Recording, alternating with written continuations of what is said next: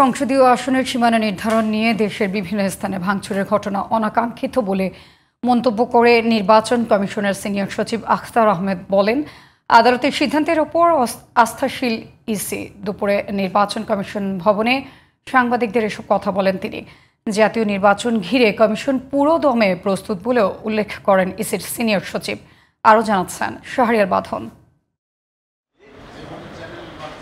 বৃহস্পতিবার দুপুরে নির্বাচন কমিশন ভবনে নির্বাচনের প্রস্তুতি ও কমিশনের কর্মসূচি নিয়ে সাংবাদিকদের সাথে কথা বলেন কমিশনের সিনিয়র সচিব আখতার আহমেদ। আমি একটু করে বলি, আগামী জাতীয় নির্বাচন সামনে রেখে কমিশন পুরোদমে প্রস্তুত উল্লেখ করে আখতার আহমেদ বলেন, নির্বাচনী সামগ্রী নিয়েও কোনো সংশয় নেই। যে সময়ের সীমাটা আমরা নির্ধারণ করেছিলাম সেপ্টেম্বর, আমরা ইনশাল্লাহ সেটার ভিতরে যাবতীয় সামগ্রী পাচ্ছি।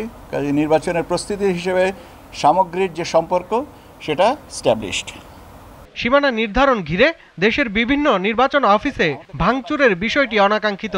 এই বিষয়ে আইনের সিদ্ধান্তই চূড়ান্ত বলেও মন্তব্য করেন তিনি। যে কোনো প্রেক্ষাপটেই ভাঙচুর এটা মানে একটা বলা যেতে পারে যে দিস ইজ অনাকাঙ্ক্ষিত। আদালতে জিনিসটা গেছে, কাজে আদালতে গেছে কারণ হচ্ছে যে আমরা আদালতের প্রতি শ্রদ্ধাশীল। তিনি আরো বলেন, প্রবাসীদের ভোট নিবন্ধনের জন্য পোস্টাল ভোট বিডি নামে একটি অ্যাপস তৈরি করেছে নির্বাচন কমিশন। তো এই অ্যাপটা হচ্ছে যে ভোটাররা যারা প্রবাসে আছেন তারা এনআইডির মাধ্যমে এইটা অ্যাক্সেস করবেন। প্রবাসে উনি যে ঠিকানায় অবস্থান করছেন বা যে ঠিকানায় উনি ব্যালট পেপারটা পেতে চান সেটা তিনি দিবেন। আমরা নির্দিষ্ট সময়ে একটা ব্যালট পেপার আরেকটা খামের ভিতরে ভরে একটা বড় খামের মধ্যে 3টা খাম দিয়ে আমরা যিনি প্রবাসী যে ঠিকানাটায় দিয়েছেন সেখানে আমরা পোস্ট করব। রাজনৈতিক দলগুলোর নিবন্ধনের বিষয়টি আগামী সপ্তাহের শুরুতে কমিশন বৈঠকে চূড়ান্ত করা হবে বলেও জানান আখতার আহমেদ।